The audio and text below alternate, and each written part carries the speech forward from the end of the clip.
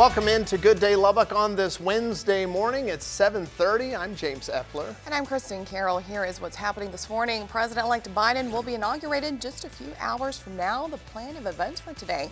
And the president expected to speak at Joint Base Andrews soon coming up.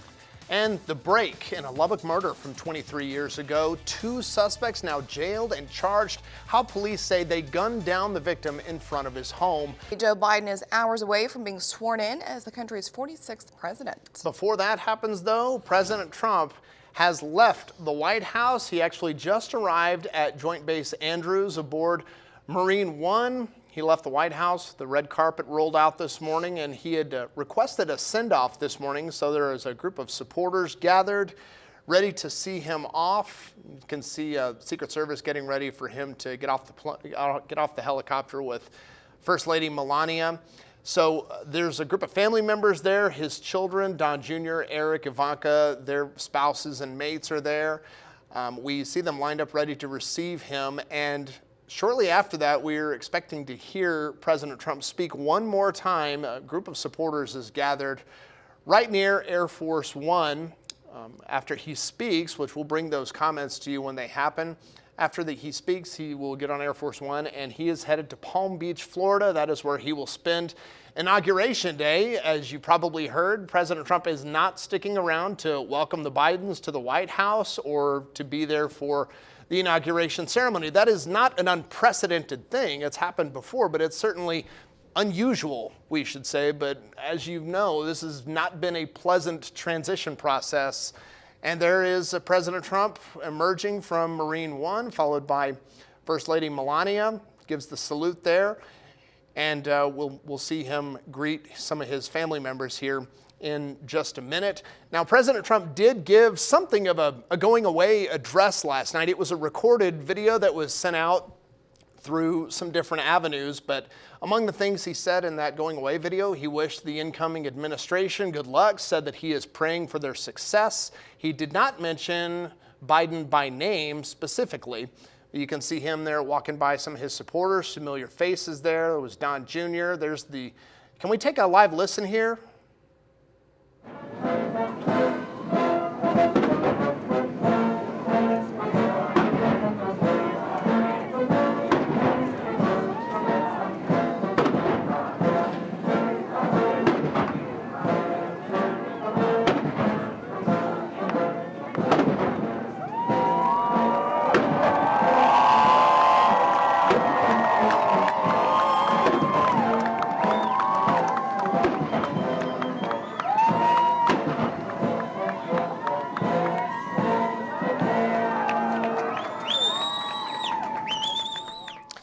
All right, we are going to stay with this as President Trump makes his way to the podium, and we'll hear from him one more time as the 45th president.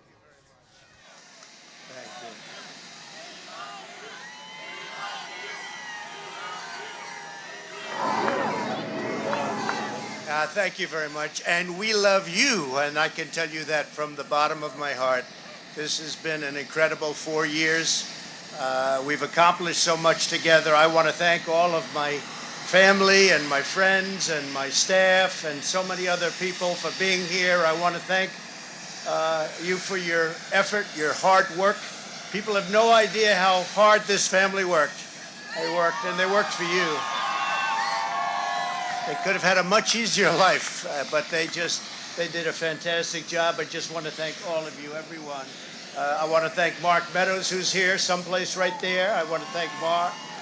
But it's been something very special. We've accomplished a lot. Our First Lady has been a woman of great grace and beauty and dignity. And so popular with the people, so popular with the people. In fact, honey, would you like to say a few words, please? Being your First Lady was my greatest honor. Thank you for your love and your support. You will be in my thoughts and prayers. God bless you all. God bless your families. And God bless this beautiful nation. Thank you. What else has to be said, right? But what we've done, that's true, honey, great job. What we've done has been amazing by any standard. We rebuilt the United States military. We created a new force called Space Force. That in itself would be a major achievement for a regular administration. We were not a regular administration. We took care of the vets, 91% approval rating. They've never had that before. The vets have given us, the VA, the vets have given us an approval rating like has never been before. We took care of our vets and our beautiful vets. They were very badly treated before we came along. And as you know, we get them great service and we pick up the bill and they can go out and they can see a doctor if they have to wait long periods of time.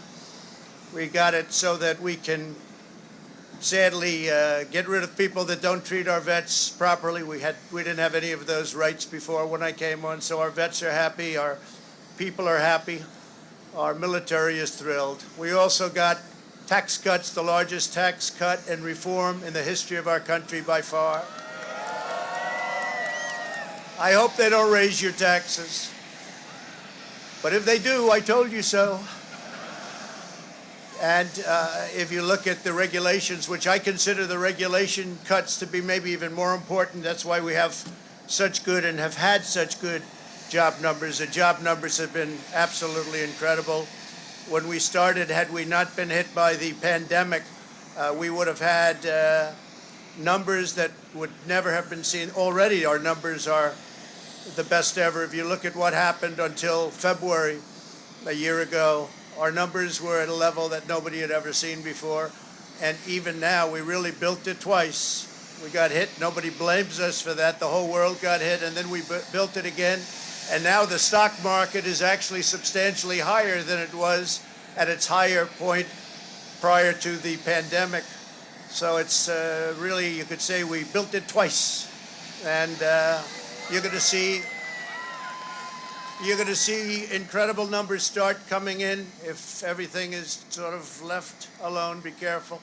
Very complex. Be careful. But you're going to see some incredible things happening. And remember us when you see these things happening, if you would. Remember us, because I'm looking at elements of our economy that are set to be a rocket ship up. It's a rocket ship up. We have the greatest country in the world. We have the greatest economy in the world. And as bad as the pandemic was, we were hit so hard, just like the entire world was hit so hard. Places that thought they got away with it didn't get away with it. They're suffering right now. We did something that is really considered a medical miracle. They're calling it a miracle, and that was the vaccine.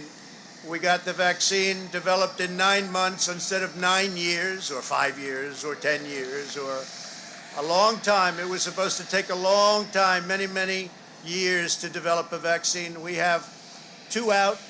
We have another one coming almost immediately, and it really is a great achievement. So you should start to see really good numbers over the next few months. I think you're going to see those numbers really skyrocket downward. And I can only say this, we have worked hard. We've left it all, as the athletes would say, we've left it all in the field. We don't have to come and say, we'll never say in a month when we're sitting in Florida, we're not going to be looking at each other and saying, you know, if we only worked a little bit harder, you can't work harder. And we had a lot of obstacles, and we went through the obstacles. And we just got 75 million votes, and that's a record in the history of sitting presidents. So have a good life. We will see you soon. Thank you. Thank you very much. Thank you very much.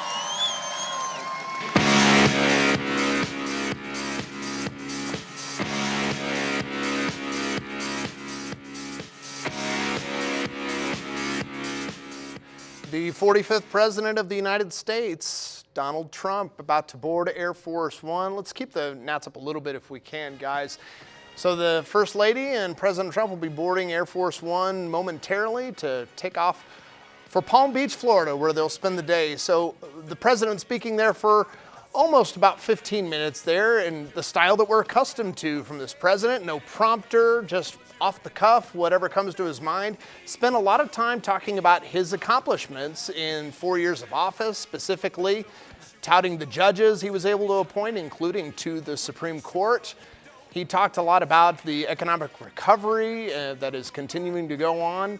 Talked about the pandemic and how it impacted the final year of his time in office. And notably, he wished the incoming administration, the Biden administration, good luck. He didn't mention Biden by name, but mentioned the incoming administration good luck, said that he is hoping they will be successful and is even expecting they will be, but because of the foundation that he built with his administration. Now, some of the things that we did not hear the president say that we've been hearing over the last 2 months, there was nothing about a rigged election, a stolen election, none of that divisive rhetoric that really just permeated the last 2 months since the November election.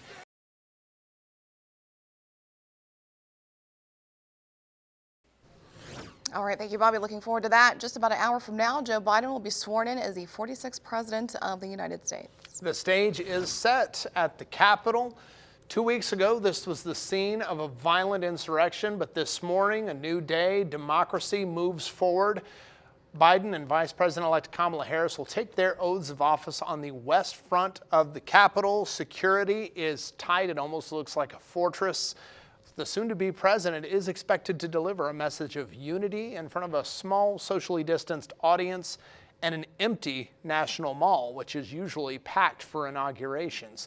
Last night, Harris and Biden honored the 400,000 Americans lost to the pandemic.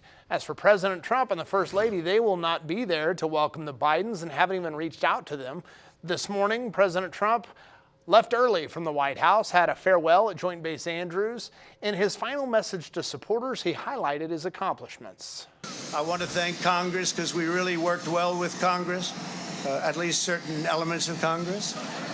But we really did. We've gotten so much done that nobody thought would be possible. But I do want to thank Congress. And I want to thank all of the great people of Washington, D.C., all of the people that we worked with to put this miracle together. So, have a good life. We will see you soon. Thank you. Thank you very much.